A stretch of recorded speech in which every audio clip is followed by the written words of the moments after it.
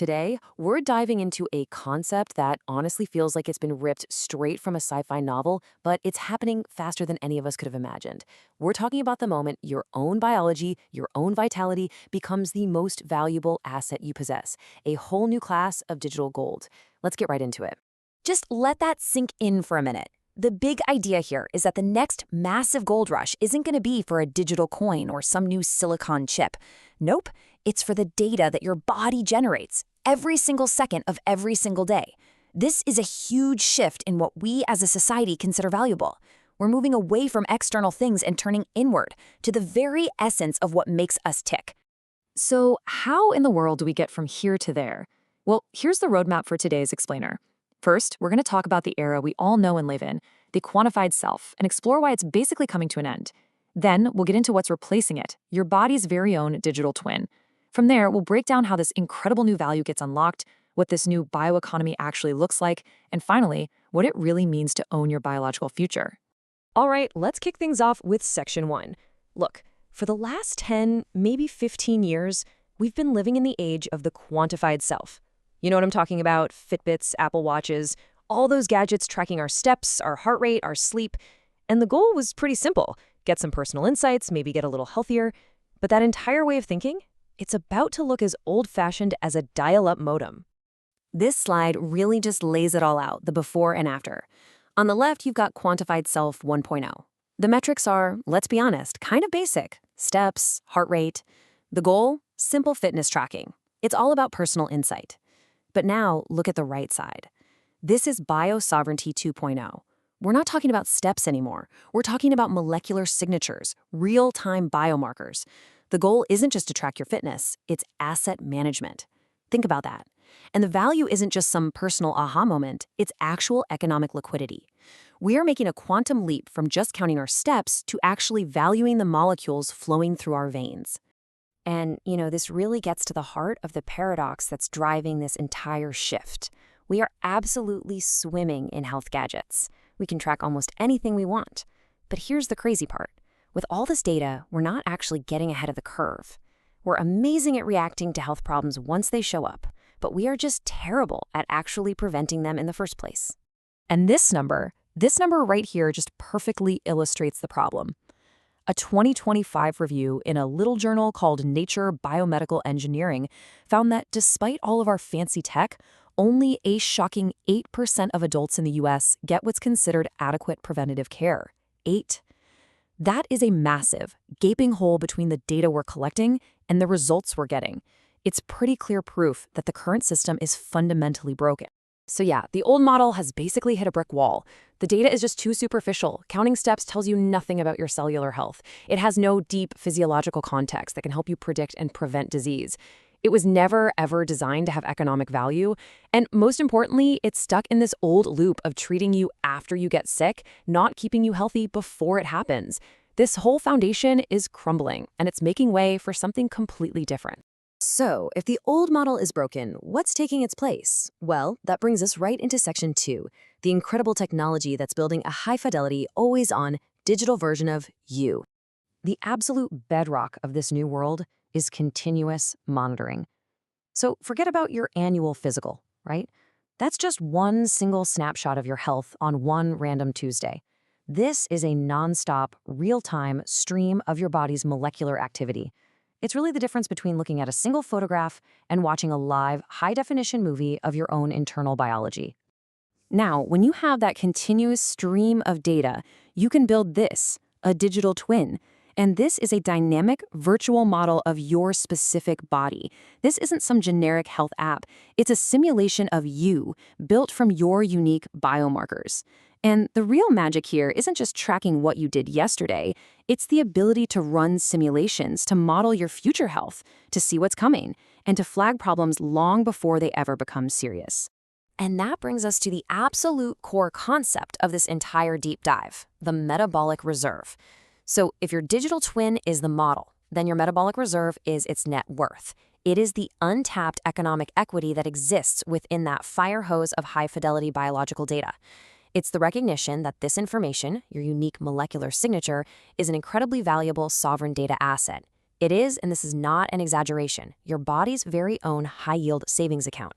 Okay, we just dropped a pretty massive idea on you. And if this is sparking your curiosity about what the future of value and wealth is going to look like, now is the perfect time to hit that like button and subscribe to Digi-Gold. You really don't want to miss what's coming next. And seriously, let us know your first reaction to this in the comments below. All right, so we've got this incredibly powerful, high-fidelity data. We've defined it as an asset, the metabolic reserve. But I know what you're thinking, and it's the most important question of all. How does this data actually become valuable? How do you go from a bunch of numbers on a screen to a liquid asset that can be used in a real economy? And that, my friends, brings us to Section 3. The answer isn't just in biology, it's in a totally new technological and financial framework. We need brand new plumbing, a new financial system to handle this revolutionary new asset class. And the key to it all, as you see here, is Web 3. Now, you've probably heard the term thrown around, but in this context, it's absolutely essential. If Web 1 was the read-only internet and Web 2 was the read-write internet that's controlled by a few giant platforms, Web 3 is the read-write-own internet. It's all built on decentralization and user ownership, which are, you guessed it, absolutely critical for an economy where your biological data is the currency. So why is Web 3 the perfect tool for this job? Well, first off, decentralization. That means no single corporation owns your biological data. You do, period. Second, transparency. Thanks to the blockchain, any use of your data is recorded on an unchangeable public ledger for all to see. Third, and this is the big one, true ownership. You control the keys to your data, and you can monetize it directly with no middleman taking a cut. And finally, it completely democratizes science, letting researchers get funding and data more fairly without having to bow to the traditional gatekeepers. And this all funnels into a brand new movement called DeSci, or Decentralized Science. The easiest way to think about it is as the scientific revolution being built on top of that Web 3 framework.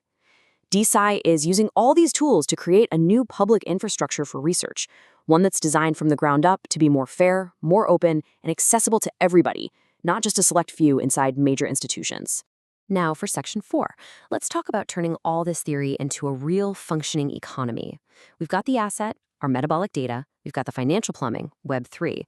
So now let's look at the actual marketplaces where this value gets created and exchanged. This table breaks it down really nicely. There are a bunch of ways you can get involved. With Move to Earn, you're a participant, earning crypto just for being active. In a Longevity DAO, you're more of an investor, pooling your money with a community to fund anti-aging research. With IP NFTs, you can actually own a piece of the discovery, a unique digital deed to the intellectual property. And in the most direct model, data monetization, you're the data provider, choosing to ethically share your encrypted data with researchers in exchange for rewards. And listen, this isn't some pie-in-the-sky idea. Companies are building this technology as we speak. Check out this quote from Axon DAO, a really interesting project in the DeSci space. Individuals own their health data via Curus's encrypted data vaults. That single sentence perfectly captures the whole principle of ownership and control we've been talking about. Let's just walk through their process because it makes it super clear. Step 1, you wear a device and it collects your biometric data. Step 2, that data goes into your own private encrypted data vault. You have the only key. Step 3, you can choose to opt in and share that anonymized data with research projects you actually care about. And Step 4, you get value back, in this case, crypto tokens, as a reward for contributing. What's so powerful about this is how it closes the loop. It shows you the direct path from your biology to your data to a tangible asset that you control and benefit from. And it's so important to see that while the personal rewards are a fantastic incentive, the bigger picture is even more revolutionary. This model creates an entirely new way to fund science. It allows regular communities of people to directly support the research they're passionate about, whether it's for rare diseases, mental health, or longevity, and accelerate breakthroughs that might otherwise be stuck waiting for years in the traditional funding pipeline. Okay, we are about to dive into the massive, potentially world-changing implications of this new bioeconomy. But before we do, if you're finding this valuable, please just take a second to subscribe to Digi-Gold and share this with someone. I guarantee you know at least one person whose mind will be blown by all this. And for our final section, let's zoom all the way out. Because when individuals and communities start treating their biological data as a sovereign asset, it doesn't just change personal finance or how science gets done. It changes everything. It changes society and even geopolitics. And this brings us to the ultimate concept here, biosovereignty. As outlined in research from TRT World, this is a principle where not just individuals, but entire nations start to prioritize control over their biological and health data.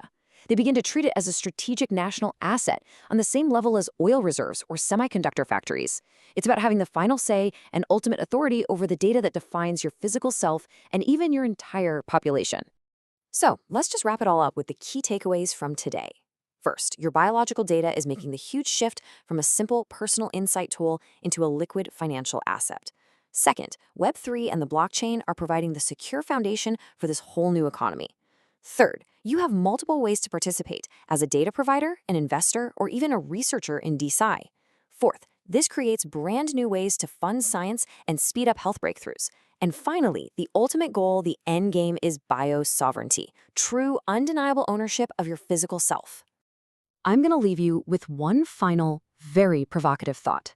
We've just explored a future where your vitality, your health, is a liquid asset. But that raises a massive question that I think we all need to start wrestling with. In that world, who gets to set the price? Let us know what you think in the comments. Thanks for diving in with us.